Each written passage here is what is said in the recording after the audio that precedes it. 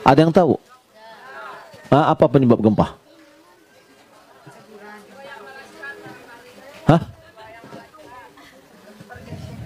Pergesekan. Terus apa lagi? Anas bin Malik dengan salah seorang dengan kawannya, dia datang kepada Aisyah radhiyallahu taala anha. Mereka yang kawannya bertanya kepada Aisyah, tolong sampaikan kepada kami tentang gempa. Lalu apa kata Aisyah? Idza istabahu zina wa syaribul khamra wa darabul ma'azif wa darabu bil ma'azif ghara Allahu fis sama'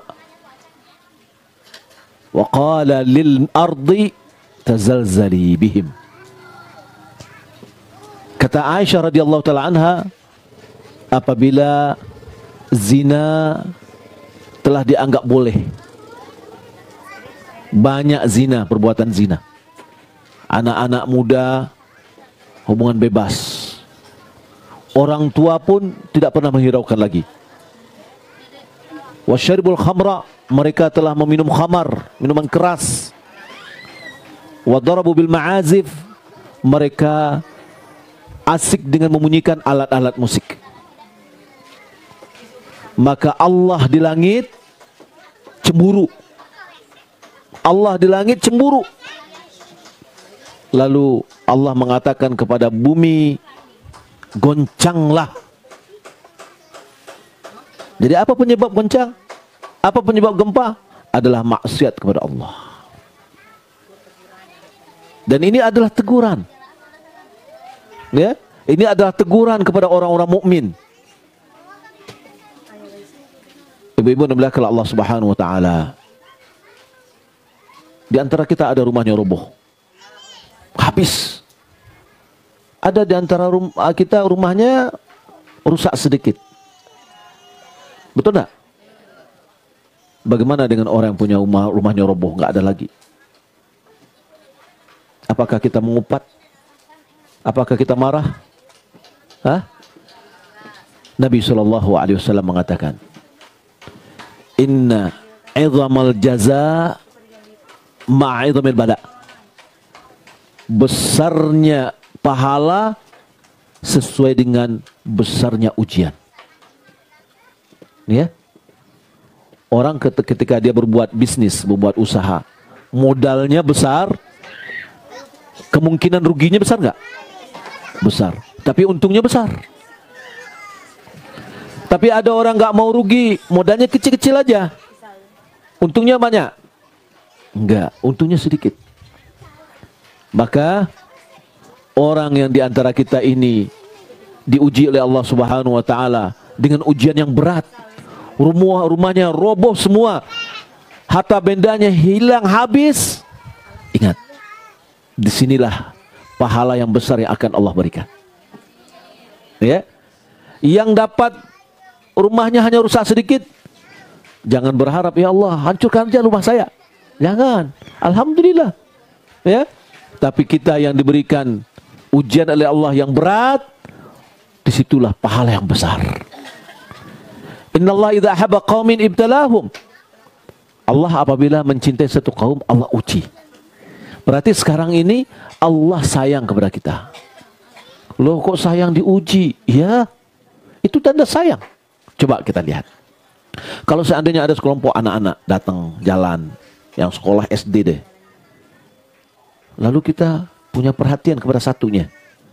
Ada yang cakep, kayaknya pintar anak ini. Kita panggil, nak sini nak. Namanya siapa? Oh si fulan.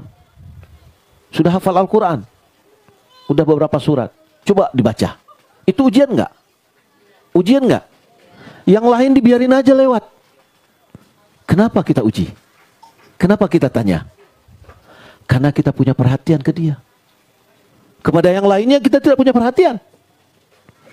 Maka Allah Subhanahu wa taala memberikan perhatian kepada kita. Allah uji karena Allah sayang. Mengingatkan kita, mungkin kita sudah lalai, kita lupa kepada Allah. Allah Subhanahu wa taala uji kita. Tujuan ujian ini apa? Di antaranya adalah menghapus dosa. Mungkin kita banyak dosa, maka Allah uji kita supaya Allah menghapus dosa kita. Nabi SAW mengatakan, la yazalu al-bala bil mu'min. Senantiasa ujian itu ada pada orang mukmin. Fi nafsihi wa malihi wa waladihi. Di dirinya, di hartanya, di anaknya, hatta yamshi 'alal ard wa laysa 'alaihi khati'ah.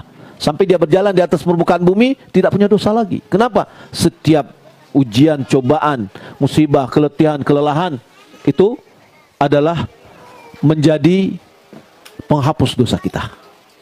Kalau dosa kita sudah dihapus, masih juga kita diuji, itu akan mengangkat derajat kita, menambah kemuliaan kita, menambah pahala kita. Orang yang paling berat ujiannya adalah para nabi. Apakah mereka punya dosa? Tidak. Loh, kenapa mereka diuji? Diberikan pahala, diberikan kedudukan yang tinggi di sisi Allah Subhanahu wa taala. Maka Bapak Ibu dimulakan Allah Subhanahu wa taala, hikmah di antara ujian yang Allah berikan kepada kita adalah kita ketemu. Ya. Kita ketemu. Kenapa kita ketemu? Gara-gara gempa. Ya. Kawan-kawan kita yang datang nih, Masya Allah, ada posko ini, posko itu. Itu menunjukkan adalah kepedulian kaum muslimin kepada kita. Berarti kita dalam keadaan diuji oleh Allah Subhanahu wa taala, ternyata kita tidak dibiarkan oleh Allah Subhanahu wa taala sendirian. Ya. Banyak ini semua kaum muslimin yang datang dari Indonesia melakukan kegiatan. Kita dengan kawan-kawan yang mengaji sunnah, yang mengajak orang kepada kebaikan, bersama-sama untuk melakukan kebaikan. Ya, ini adalah bentuk kepedulian, dan ini tidak terjadi kecuali karena dasar cinta karena Allah Subhanahu wa taala. Ibu-ibu yang dimuliakan Allah Subhanahu wa taala, kalau ini adalah ujian dan itu adalah penyebab dari kekurangan dan kesalahan kita, maka oleh karena itu pada saat ini kembali mulai kita memperbaiki diri. Mungkin kita jauh dari Allah, kita dekatkan diri kita kepada Allah. Mungkin kita kurang beribadah kepada Allah, kita tingkatkan ibadah kita kepada Allah Subhanahu wa taala. Kita tegakkan amar ma'ruf nahi munkar, mencegah dari kemungkaran, mengajak kepada kebaikan, harus kita hidupkan agar Allah Subhanahu wa taala memberikan keberkahan pada negeri kita ini. Allah Subhanahu wa taala mengatakan, walau anna ahlal qura amanu wattaqaw la fatahna 'alaihim barakatin minas sama'i wal ard. Kalau seandainya orang yang penduduk negeri itu sudah beriman dan bertakwa kepada Allah, maka Allah akan bukakan pintu keberkahan dari langit dan bumi. Allah akan rubah kehidupan kita yang lebih baik, asalkan kita mau merubahnya. Innallaha la yughayyiru ma biqaumin hatta yughayyiru ma bi anfusihim. Allah tidak akan merubah apa yang ada pada diri kita sampai kita yang ingin merubah apa yang ada pada diri kita sendiri. Kita jauh dari agama, kita perbaiki, kita dekatkan diri kita kepada Allah Subhanahu wa taala, kita tambah pengetahuan agama kita. Bapak Ibu dimulakan Allah Subhanahu wa taala, saya datang dari Kota Padang, dari Ranah Minang, ya. Kenapa datang ke sini? Karena cinta kepada ibu-ibu, ya. Cinta karena Allah Subhanahu wa taala, ingin melihat dan ada unsur kepedulian, dan kaum muslimin semuanya melakukan yang demikian. Mudah-mudahan apa yang dilakukan oleh kawan-kawan semuanya melalui markas besar As-Sunnah, Allah Subhanahu wa taala berikan pahala kepada mereka yang berlipat ganda, karena mereka telah meninggalkan anak istri mereka, telah meninggalkan pekerjaan mereka untuk bentuk memberikan kepedulian. Mereka itu tidak dikasih dana, tidak dikasih uang, tidak dikasih gaji untuk datang ke sini. Itu adalah inisiatif mereka sendiri, ya, sebagai bentuk kepedulian sesama kita. Ibu-ibu yang dimuliakan Allah Subhanahu wa taala, ini yang dapat saya sampaikan. Saya dapat informasi ibu-ibu sudah lama datang sini, tadi kami di daerah satu lagi, ya, dan mudah-mudahan pertemuan kita ini diberikan keberkahan oleh Allah Subhanahu wa taala. Mohon maaf atas segala kekurangan dan kesalahan. Sallallahu Muhammad wa ala alihi washabbihi ajma'in. Wassalamualaikum warahmatullahi wabarakatuh.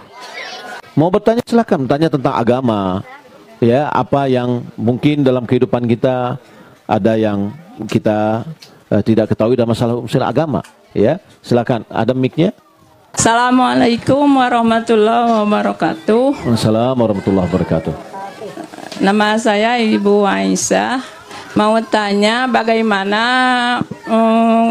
dalam keadaan darurat wudhu cukup segelas itu gimana? Iya, siap. Ada air 1 gelas.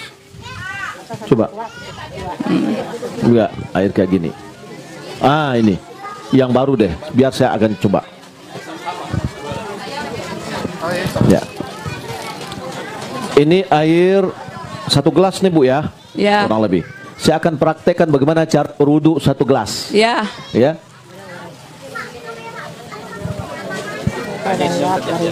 Ya, boleh digeser aja.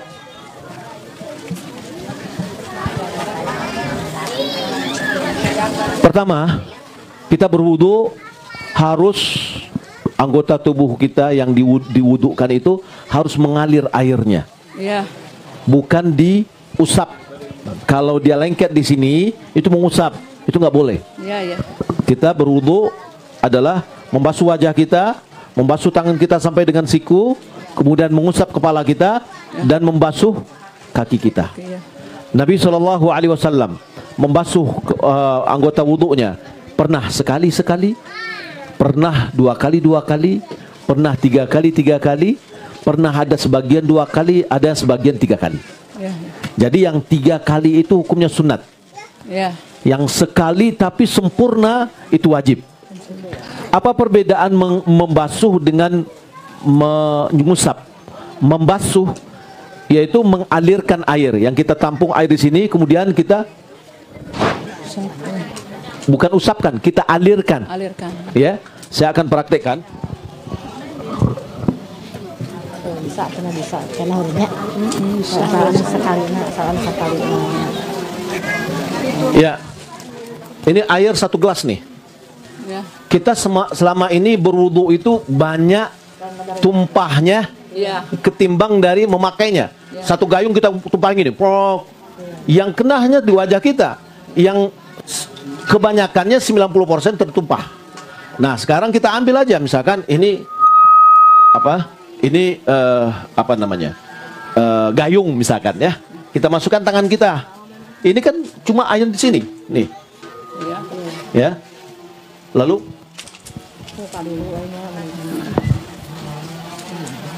semuanya kena. Ya. Ya. Semuanya kena. Itu udah cukup. Sekali aja sudah cukup, asalkan cukup sempurna semuanya. Nggak harus berkumur, nggak? Ya, sebelumnya berkumur. Coba kita mulai ya. Nanti oke. Kita kalau membasuh tangan dulu, ini hukumnya sunat.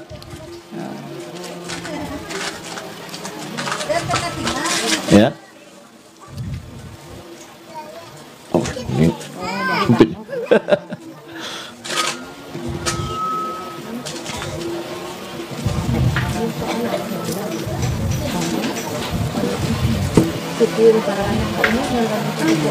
Ya.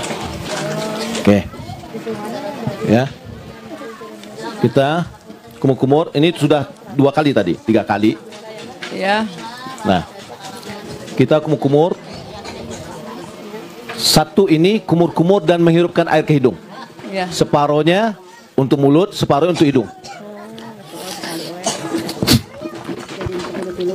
Oh iya. Jadi bukan, kita biasanya kan hidung mulut dulu, Ya. kemudian ini 3 kali hidung. Ya. Enggak. Jadi sekali ambil, separohnya untuk mulut, separohnya dihirupkan ke hidung. Ya. Ya, bisa sekali, bisa 2 kali, bisa 3 kali. Nah, tadi saya sudah sekali, 2 kali. Ya. Kemudian wajah tadi sudah saya anukan. Untuk ulang lagi.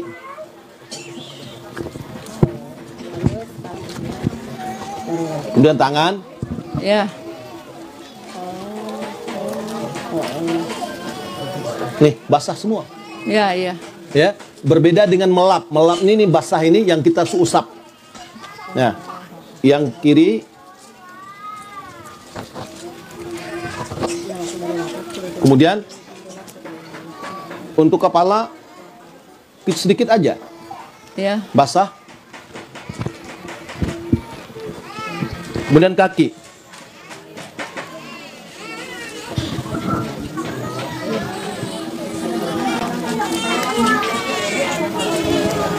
Ini sekali. Ya.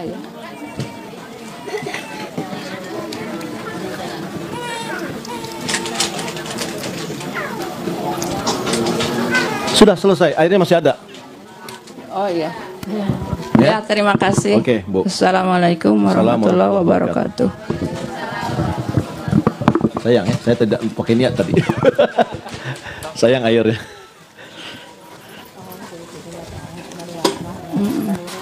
Baik, kita kasih hadiah untuk ibu ya. Wah, hadiahnya ini aja Bu. Yang ini aja hadiahnya.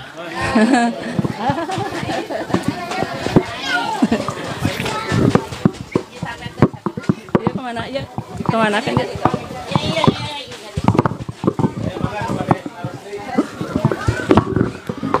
Terima kasih Ibu, Masya Allah.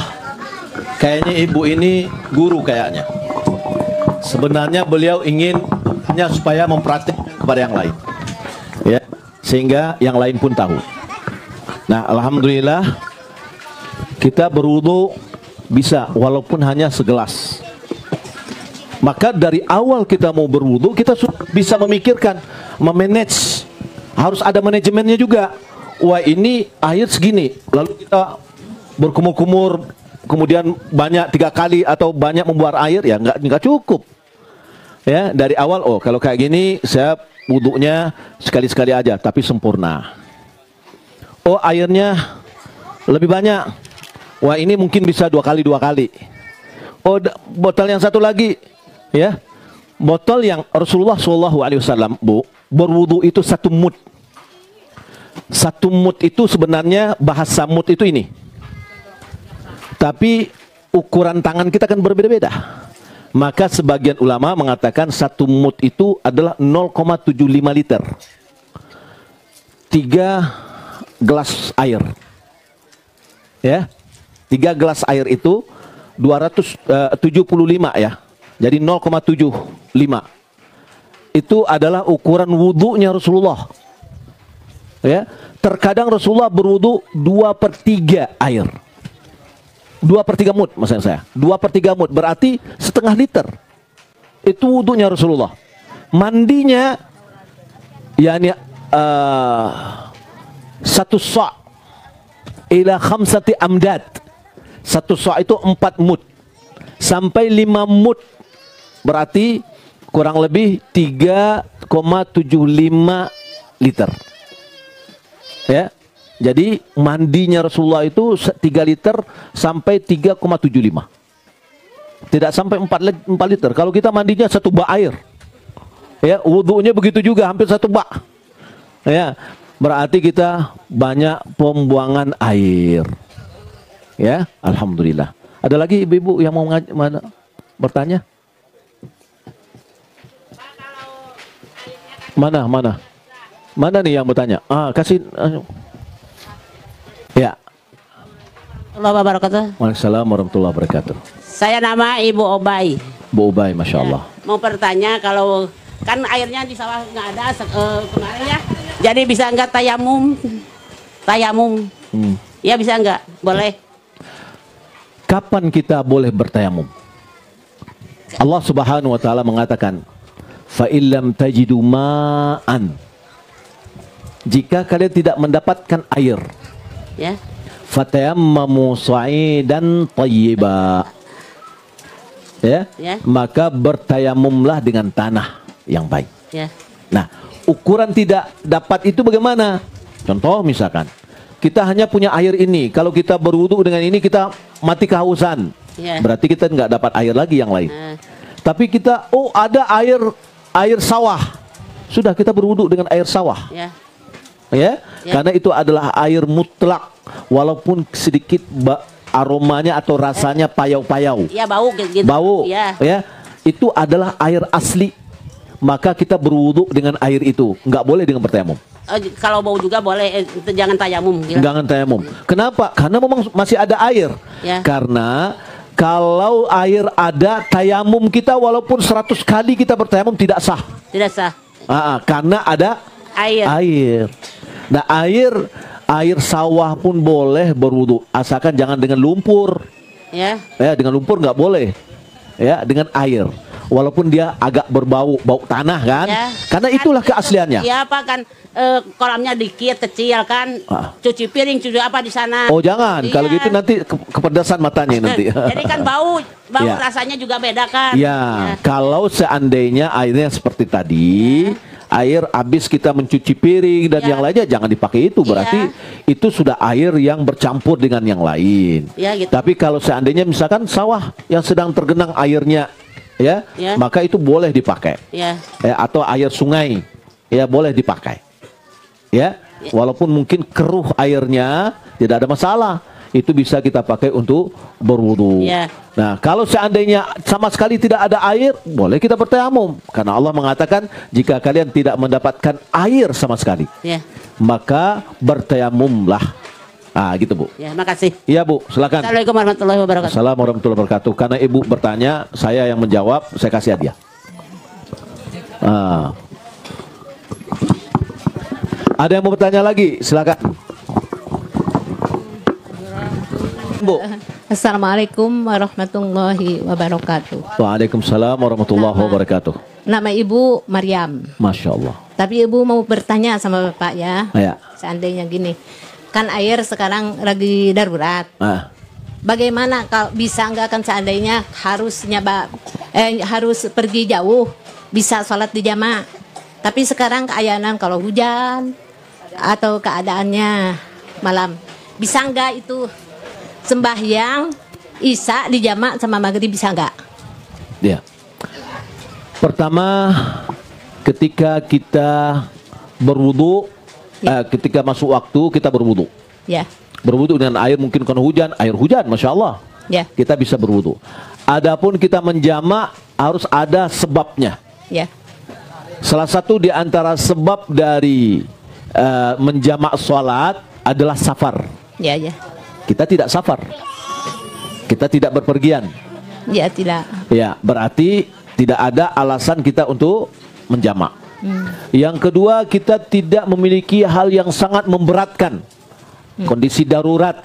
Contoh, ada seorang dokter ingin mengoperasi seseorang yang membutuhkan waktu yang lama, yang bisa menyebabkan dia keluar dari waktu sholat, maka dia boleh menjamak. Iya, iya. Ya. Ya. Tapi kalau yang kondisi yang Ibu sampaikan tadi, saya melihat belum ada uzurnya, Iya, iya. alasan kita untuk menjamak. Oh, iya. Antara maghrib dengan isya, dan wudhu kita bisa bertahan antara maghrib dengan isya. Wudhu kita, Ya. ketika kita berwudhu di waktu maghrib, boleh jadi wudhu ini masih bertahan sampai isya. Maka kita sholat isya dengan wudhu maghrib, boleh. Ya, asalkan Ya, ya. belum batal. Nah, Ya. kalau sudah batal harus berwudhu lagi. Maka tadi kan sudah pertanyaan, Masya Allah, pertanyaan Ibu yang pertama tadi lu sangat luar biasa manfaatnya. Sedang kita kondisi darurat air sedikit pun bisa kita berwudhu, ya, ya. Jadi semuanya hemat jadinya Bu. Ya. Oke Bu ya. Ya. Ada lagi? Nggak, udah cukup. Oke, Udah. cukup. Ya. Makasih ya, Pak. Assalamualaikum. Oke. Pak, kasih hadiah. Baik, kita cukupkan sampai di sini. Semoga bermanfaat. Semoga Allah Subhanahu wa taala berikan pahala kepada ibu-ibu semua yang diberi ujian dan cobaan. Semoga Allah Subhanahu wa taala mengganti harta kita dengan yang lebih baik oleh Allah Subhanahu wa taala. Dengan catatan kita kembali mendekatkan diri kepada Allah, menegakkan tauhid, ya, mengibarati Allah semata, jangan mempersekutukannya sama sekali, ya. Kemudian kita beribadah sesuai yang diajarkan oleh Rasulullah SAW. Allahumma arinal haqqa haqqan warzuqna tiba'ah wa arinal batila batilan warzuqna istinabah. Demikian, wassalamu Muhammad wa ala alihi wa sahbihi ajma'in. Wassalamualaikum warahmatullahi wabarakatuh.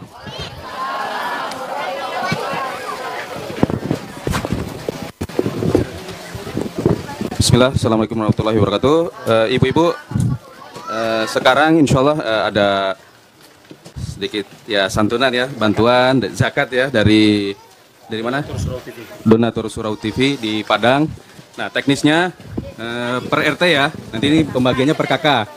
Sekarang dimulai dari RT 1 dulu. Nanti RT 1 mungkin bisa berdiri, ibu-ibu RT 1. Yang lain, yang RT yang lain duduk dulu nggak apa-apa, insya Allah tetap kebagian. Nanti ketemu Pak RT-nya ya dari dipanggil Pak RT-nya nanti.